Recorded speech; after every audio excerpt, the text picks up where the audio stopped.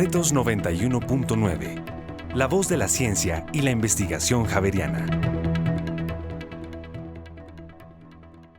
Hola, ¿qué tal? Damos un cálido saludo a toda la audiencia que nos acompaña en este espacio en el que nos reunimos con expertos para dialogar sobre los principales temas de coyuntura.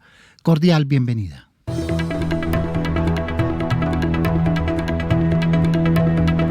Hoy, en este primer segmento, exploraremos el estado actual y las perspectivas en lo que queda de este periodo para las reformas propuestas por el actual gobierno, tanto en lo referente a la salud como a pensiones, así como a la consulta popular que pretende implementar una parte de la reforma laboral.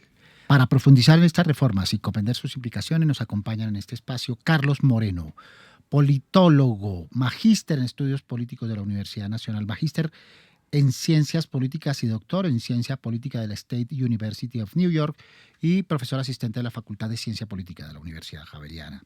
Bienvenido, Carlos. Muchas gracias por la invitación. Gracias por aceptarla. También está con nosotros Felipe Rey, doctor en Derecho y además magíster avanzado en Ciencias Jurídicas de la Universidad Pompeu Fabra. Es magíster en Derecho Administrativo de la Universidad del Rosario, especialista en Derecho Constitucional, abogado de la Universidad Javeriana, donde es docente de la Facultad de Ciencias Jurídicas. Felipe, bienvenido. Muchas gracias, Mario. Muy entusiasmado con esta conversación que vamos a tener. Muchas gracias por acompañarnos. Y está Andrés Dávila, politólogo de la Universidad de los Andes, con maestría y doctorado en Ciencias Sociales de Flaxo en México, profesor titular en el Departamento de Ciencia Política de la Universidad Javeriana, donde también se desempeña como miembro del Grupo de Investigación Estado, Conflictos y Paz. Andrés, bienvenido. Mario, muchas gracias por la invitación. Gracias por aceptarla. Y están nuestros oyentes que ya comienzan a participar. En Retos Javeriana Estéreo, escuchamos. No estoy de acuerdo con las reformas del presidente Gustavo Petro porque nada más tomando como ejemplo la reforma de la salud ve uno el detrimento en los servicios y en el suministro de medicamentos. La más importante en este momento, que es la última que se negó, fue la de la reforma laboral, la cual sí me parece importante que deba aprobarse porque existen muchos grises que aprovechan las empresas como Rappi para explotar a sus trabajadores y pues obviamente esto genera un margen más amplio de ganancias. Hace falta que se dignifique mucho más el trabajo en Colombia, donde el trabajo en la mayoría de casos es informal y donde cuando se puede acceder a trabajos por contrato, pues digamos, es prestación de servicios y no se suele tener como muchas garantías acerca del futuro laboral de las nuevas generaciones. Yo no estoy de acuerdo con las reformas del presidente Petro, si se puede llamar presidente, porque en la reforma laboral va totalmente en contra del empresario, quiere exprimir al empresario. Eso no funciona así, porque se acaba la parte que da trabajo, ¿quién? ¿Dónde van a trabajar? Muy bien, esas son las perspectivas en esta suerte de estado de opinión en el que andamos y justamente por eso en este espacio queremos abordar para dar luces sobre lo que piensan nuestros oyentes, pero también sobre las preguntas que se hacen ellos en la calle. ¿Reformar o no reformar? ¿Cuándo reformar? ¿Cómo reformar? ¿Para qué reformar? ¿Quién debe reformar? Son parte de la pregunta que hoy planteamos, esta pregunta central sobre la reforma que se está haciendo al Estado colombiano. Andrés. A ver, yo arrancaría diciendo que para un gobierno de izquierda, el primer gobierno de izquierda en más de 200 años de vida republicana, que tenga una agenda reformista y que se mantenga en ella de manera pues decidida y hasta el final pues es algo que deberíamos considerar normal. Lo que pasa es que estamos acostumbrados a un país en el que más bien los gobiernos ya para sus últimos años ya no hacen reformas, ya como que se jugaron todo y este está obrando en consecuencia con eso y yo destacaría un poco en contra de lo que escucha uno mucho en redes, en medios, que hasta el momento el camino de todas las reformas, y son más de las tres mencionadas, ha sido el camino institucional. solo que pues ante una decisión del Senado de la República, de una comisión del Senado, pues estamos a puertas de una nueva experiencia con la consulta popular. Yo lo pongo ahí en esa perspectiva y un poco con la incertidumbre de finalmente qué pasará con cada una de las reformas y en conjunto con el cierre de un gobierno de izquierda que tiene una agenda reformista fuerte. 3 preguntas cortitas para 3 respuestas cortitas que ya vamos a profundizar. Entonces, ¿reforma a la salud sí, Andrés? Uno diría sí, pero no así. Muy bien. ¿Reforma pensional ya está andando? Bueno, falta el visto constitucional. Muy importante. Y es tal vez la más importante porque es transgeneracional. ¿Consulta popular? Eso tiene muchos perendengues. Vamos a ver cómo sigue eso. Muy bien, es lo que vamos a mirar. Felipe, tu postura.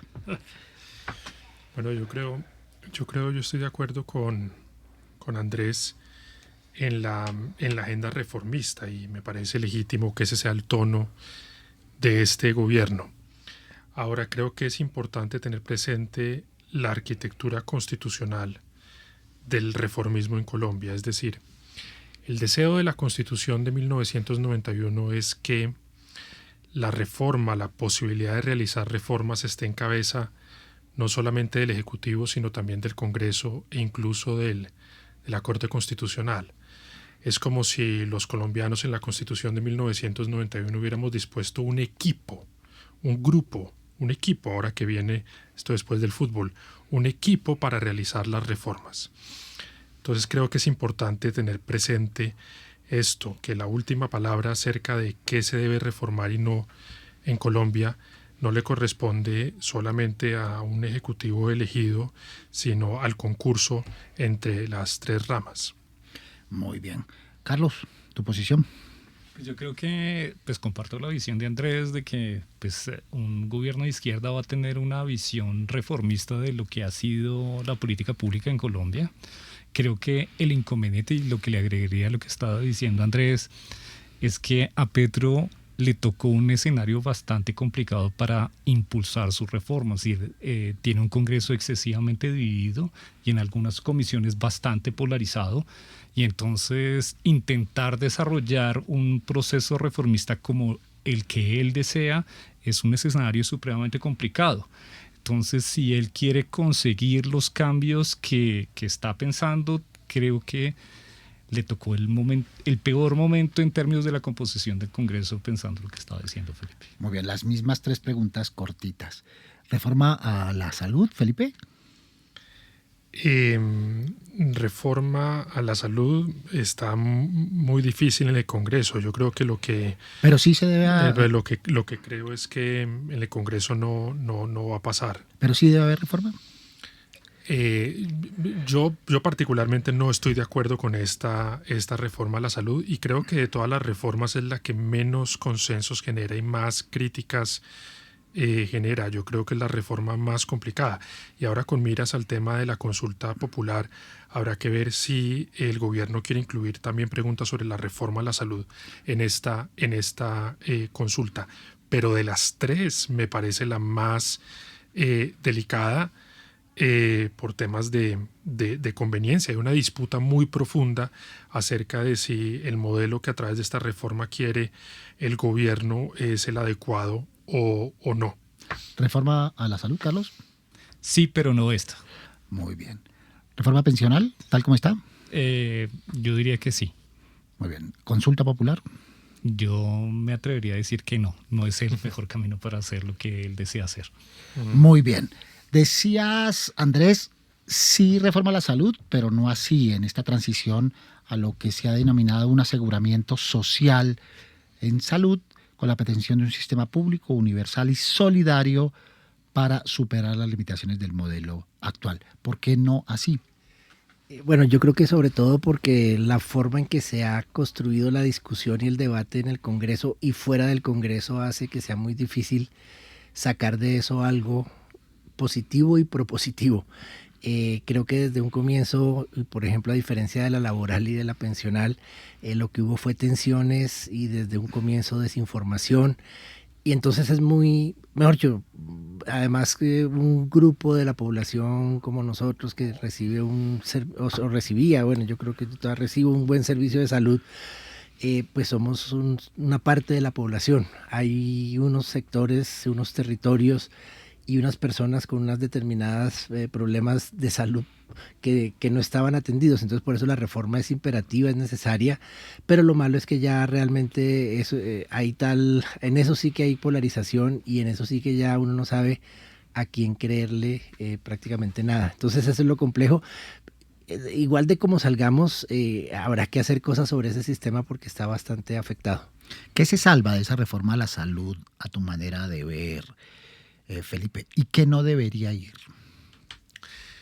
No, yo estoy de acuerdo con Andrés en que es necesaria una reforma, es necesaria una reforma profunda, pero creo que si en un tema se requiere una, digamos, modalidad de consenso, ciertos acuerdos, es en este. De forma tal que yo veo esa reforma con muchos problemas y no creo que ni en el Congreso ni siquiera eventualmente en una consulta. Es decir, creo que si la reforma a la salud llegara a una consulta sería rechazada por una amplia mayoría. No sé si podría decir lo mismo sobre las otras, pero la reforma de la salud sí la veo en muchos problemas. Se dice que la reforma, Carlos, plantea un cambio en el modelo de atención, en la forma como se elabora o se lleva a cabo la gobernanza y en la gestión del sistema, y que el cambio es profundo. ¿Sí hay tanto de profundo en esas tres bases? Sí, hay un cambio bastante radical porque quien administra el riesgo y el aseguramiento ya no lo administrarían las EPS, sino que lo haría una entidad pública.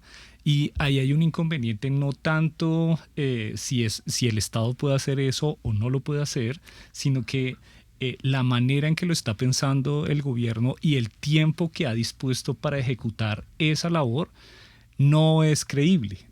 Todos dicen, mira, decir, le estás dando esas funciones a una entidad del gobierno que nunca había hecho, con un personal que no es el suficiente para hacer eso, es decir, tiene un personal que es más pequeño que el que tienen las EPS hoy en día para administrar el riesgo y el aseguramiento. Y en ese sentido, para implementar la reforma se necesitaría ampliar esa institución dentro del Estado que haría esa labor.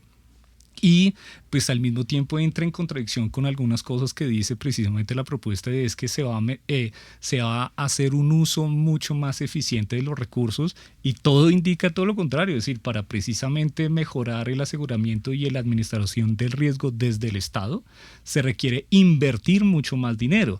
Entonces, bajo la premisa de que se necesita, es decir, que ese nuevo sistema va a ser mucho más eficiente y eficaz, no lo va a hacer, es decir, se va a requerir mucho más dinero, mucho más personal del que actualmente tienen estas instituciones públicas a las cuales se les va a delegar esa función. Andrés, si hablamos de cambio, especialmente a estas gestoras a las cuales se hace alusión Carlos, como gobernanza con la forma participativa protagonística del Ministerio de Salud, de los gobernadores, de los entes territoriales y demás, que han generado tantos cuestionamientos. Todo cambio pues significa que va a llegar a una instancia sin experiencia, sea cual sea el cambio. Entonces no se trata de hacer cambios, sino transformación. Pues es que estamos ahí hay un problema, y es que nuestra tradición, que ha sido totalmente no revolucionaria, sino de reformismo incremental, pues lo único que sabe pensar es en eso. Sin embargo, si uno se devuelve al año 91, 92, 93, cuando se empezó a implementar el sistema que está ahora funcionando, pues el cambio fue fuerte ahí. Lo que pasa es que veníamos de algo muy malo, que era el seguro social y el modelo anterior, y entonces todo lo que se hizo, y como había como esta aceptación de que los privados lo hacen todo mejor y más eficazmente, etcétera, etcétera, entonces tuvo como ese tiempo para hacerlo, y bueno, yo creo que tiene indudablemente unos logros en cobertura, unas dificultades en calidad que son innegables, ¿sí? El problema ahorita es que es devolverse un poco a un modelo más estatal, y la única imagen que se tiene de lo estatal para nosotros, para los que para los jóvenes no, para nosotros es el seguro social de aquella época. Claro. Entonces uno, lo primero que... Y claro, el problema de las 3 reformas, y en eso la salud es marcada, es que es la que más le toca a uno como en las partes dolorosas, ¿cierto? Que es que no tener los medicamentos, no poder ir a las consultas, no poderse hacer las intervenciones que se requieren, etcétera. Entonces es muy doloroso lo que pasa ahí. Yo no sé, ahí el problema es que igual si no se reforma el famoso chu de Petro, pues era un poquito desafiante, pero también era un poco cierto. Ese era un sistema que estaba un poco sostenido sobre cosas que no iban a aguantar del todo, y simplemente este gobierno creo que ha dejado que eso pase un poco. Pero lo malo también es que hay sectores muy interesados.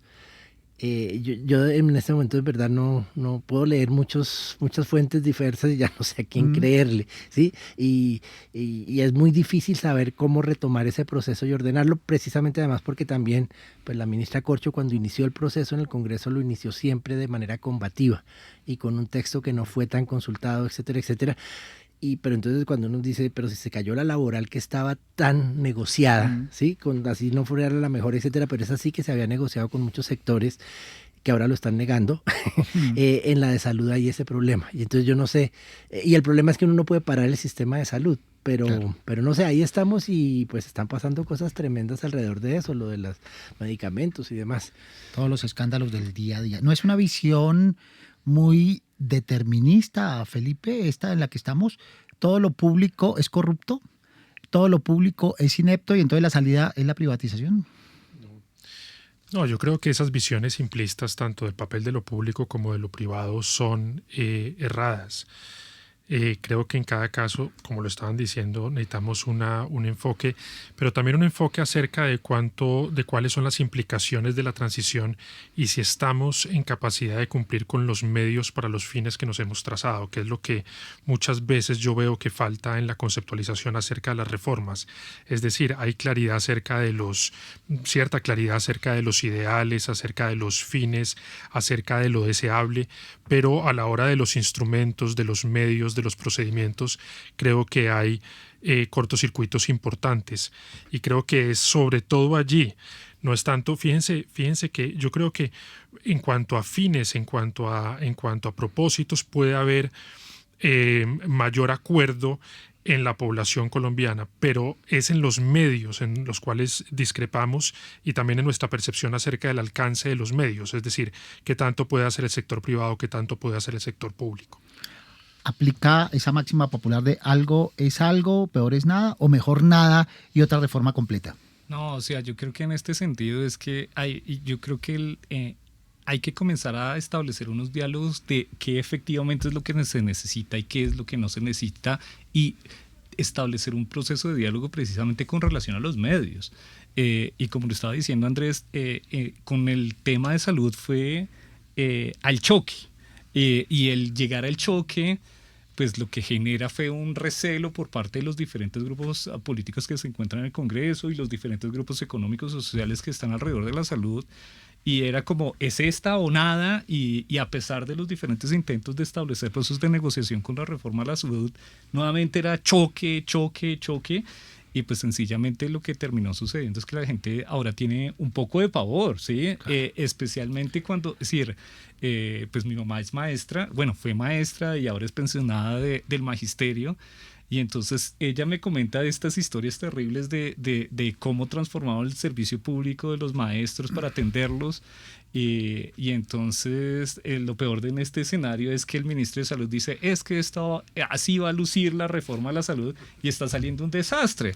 Entonces, generar un proceso de diálogo cuando la gente está experimentando y está viviendo un desastre de eso, cuando el ministro de Salud dice, esta es la reforma de la salud, pues rompe cualquier puente de comunicación entre una propuesta del gobierno y otro tipo de fuerzas políticas y económicas que se encuentran en la sociedad colombiana. ¿Hay la misma incertidumbre entonces con la reforma pensional o hay un poco más de calma en cada uno de estos aspectos que apuntan, según lo aprobado en julio del año pasado, para mejorar la equidad, la sostenibilidad y la eficiencia del sistema de pensiones? Bueno, es que yo creo que en esa reforma sí hay un acuerdo más de fondo de que era necesaria y que básicamente ninguno de los presidentes anteriores se le había querido meter al asunto. Y solo se la jugó incluso en algunos momentos exigiendo más de lo que el Congreso logró aprobar en su momento. Pero creo que allí hay unos acuerdos claros con que el sistema como estaba no resistía y no era adecuado, y además era ese sí que con un alcance muy pequeño para una población muy corta de los mayores de edad, de las personas en edad de pensión. Entonces ahí el tema pues creo que era válido, y creo que la negociación difícil privado-público se logró con esta idea de los pilares, etcétera, etcétera. Ahora, lo que pasa es que ahí lo intergeneracional o transgeneracional pues marca que la sociedad no reaccione igual, pues es que uno se enferma, pero en cambio uno se pensiona solo cuando tiene cierta edad, etcétera. Entonces, por ejemplo, los que estamos en edad de pensión estamos felices con lo que ha pasado porque pudimos pasarnos fácilmente a Colpensiones y solucionar el problema que era complicadísimo. Y en cambio, mi hijo que está iniciando su vida laboral, pues tiene como la certeza de que no se va a poder pensionar bien, entonces que tiene que ver cómo ahorra, ¿sí? Pero tiene todos estos años. Creo que tal vez hay un cambio ahí intergeneracional muy fuerte, es que uno realmente empezaba a pensar en la pensión después de los 50 años. Y ahorita con esta reforma, los que están graduándose, etcétera, y ustedes también están pensándolo ya, ¿sí? Pero yo creo que ahí hay como esa sensación de que digamos había necesidad de atenderlo, así uno al final, sobre todo ustedes no salían tan beneficiados en el modelo que queda. Entonces está eso. Ahora, queda la decisión de la Corte, que la decisión de la Corte puede ser, pero un poquito, digamos, salvo que cambie la Corte su jurisprudencia y su tradición, uno esperaría una opinión modulada, una reforma que se aprueban unas cosas. Creo que la transición era muy rápida y yo creo que iban a tener que ponerle más tiempo, etcétera. No sé, hay que esperar. Igual se esperaba que la Corte hubiera hablado ya y no hablado. Claro. Hay puntos a favor de poblaciones vulnerables que forman parte de la manera como se ha presentado esta reforma pensional. Por ejemplo, el valor mínimo del bono pensional, que será cerca de 230.000 pesos. Las semanas cotizadas requeridas para las mujeres, que se comenzarán a disminuir gradualmente. El nuevo sistema de protección social integral para la vejez, que apunta un poco a esto de la equidad y a cerrar un poco de brechas. Eso haría más viable, Felipe, la aprobación por parte de la Corte Constitucional y la aplicación de esta reforma pensional. Bueno, yo creo que no. Yo creo que, a ver, lo que pasa en la Corte Constitucional, el debate que hay en este momento en la Corte Constitucional es, digamos, es una situación muy diferente a la reforma a la salud y a la reforma laboral, porque los problemas de estas dos están en el Congreso. La reforma constitucional ya está, la reforma pensional, perdón, ya está en la Corte Constitucional, y sobre todo el quid del asunto está en una cuestión procedimental. Está si se cumplieron con los requisitos deliberativos del cuarto último debate en la plenaria de la Cámara de Representantes. Yo estoy de acuerdo con Andrés, y mi lectura de los hechos es que la Corte Constitucional tendrá que encontrar alguna fórmula intermedia. Es decir, hundir la reforma pensional en este contexto puede ser supremamente delicado. Entre otras razones, eso tiene un fundamento. Yo creo que los órganos del poder público, incluida la Corte Constitucional y el Congreso de la República, sí le deben cierta deferencia democrática al Ejecutivo, y creo que en eso hay parte de razón en señalar, bueno, este es un gobierno democráticamente elegido, un ejecutivo democráticamente elegido, y está emprendiendo unas reformas. Yo no creo que un Estado debiera, es decir, las otras ramas, negar de tajo todas las reformas. Yo no creo que eso le convenga al país, y por eso pienso que quizás la Corte Constitucional podría adoptar una medida intermedia en este caso, que es la de devolver la reforma pensional al Congreso de la República para que sanee los vicios procedimentales que se produjeron en ese cuarto debate, que yo creo que sí existieron, y creo que no es sano que uno cuando piensa en términos de control constitucional no solamente debe pensar en la reforma que se está estudiando, sino en todas las que vienen a continuación.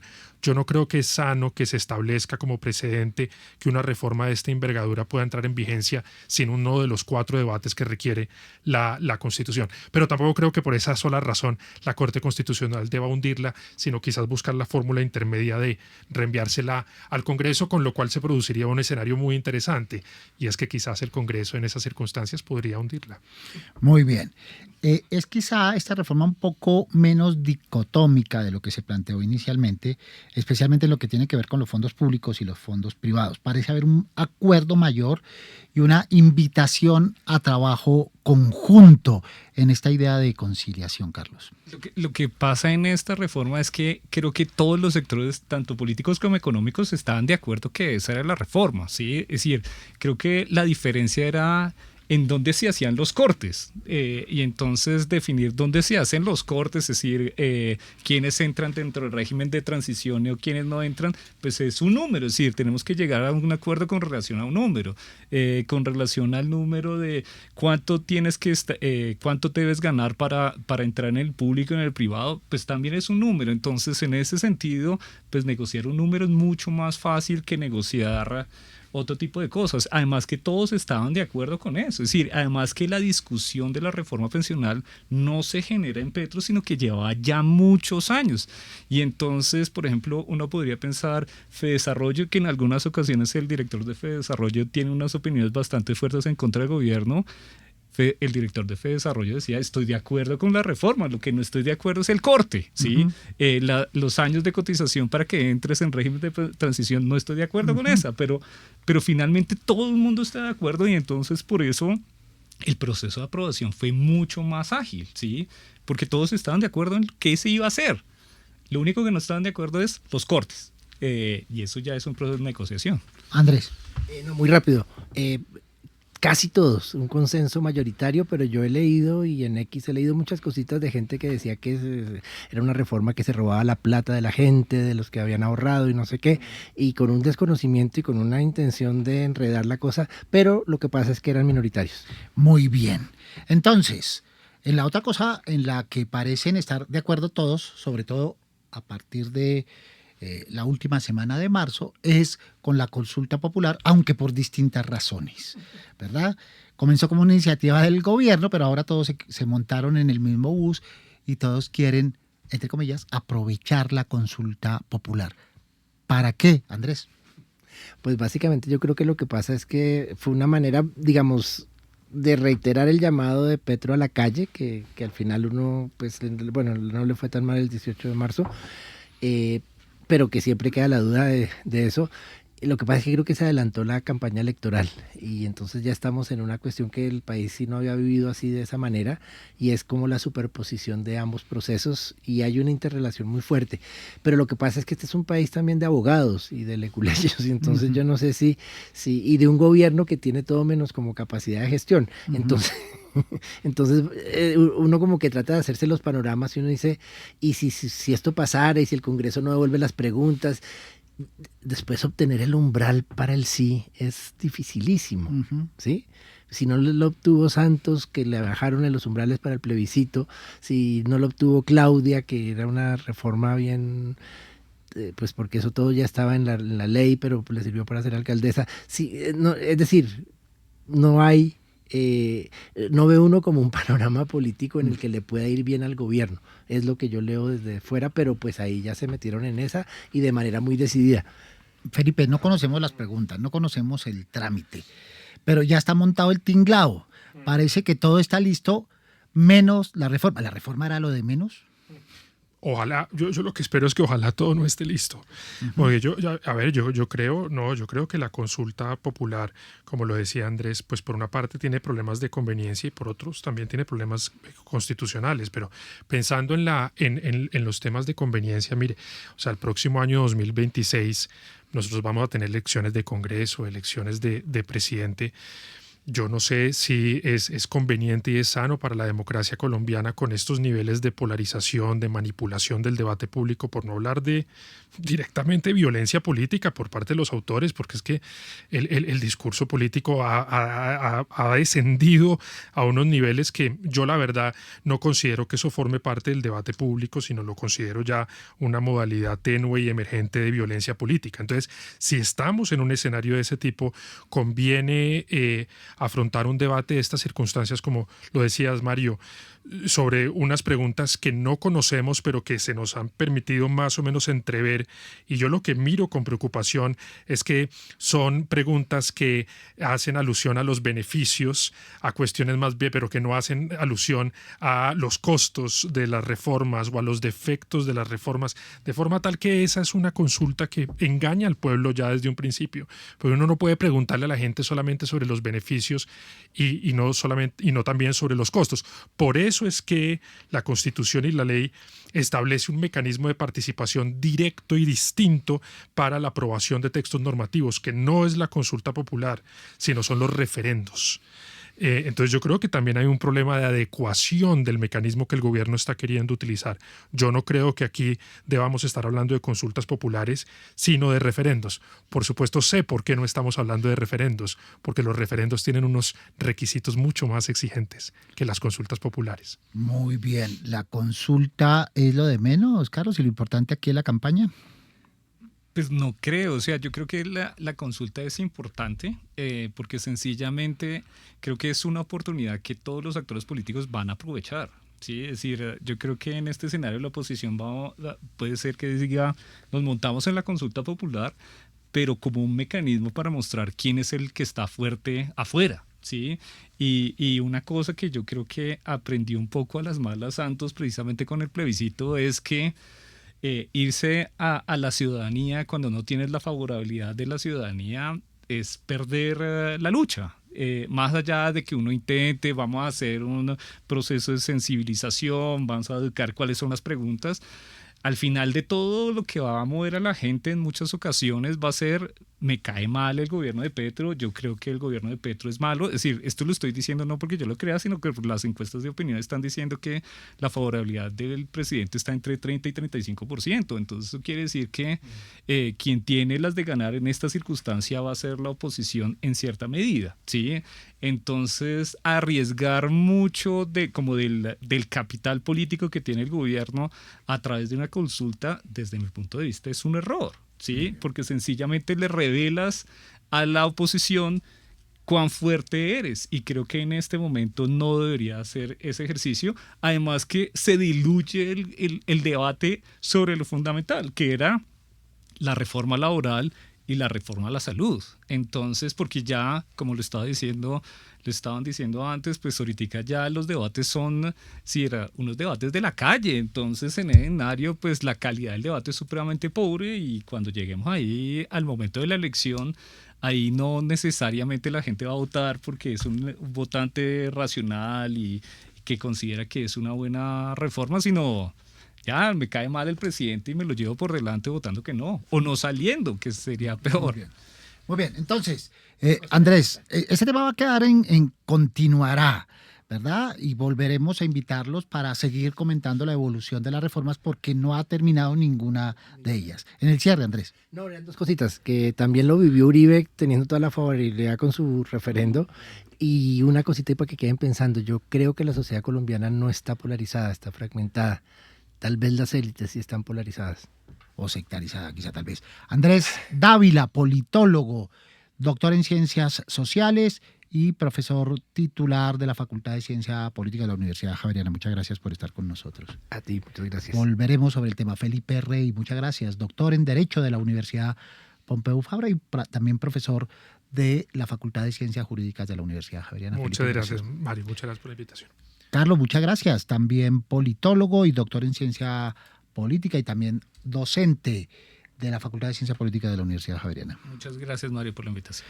Volveremos sobre este tema. Ponemos unos puntitos suspensivos y ya regresamos a este espacio para seguir hablando sobre temas de coyuntura. En instantes estamos con ustedes.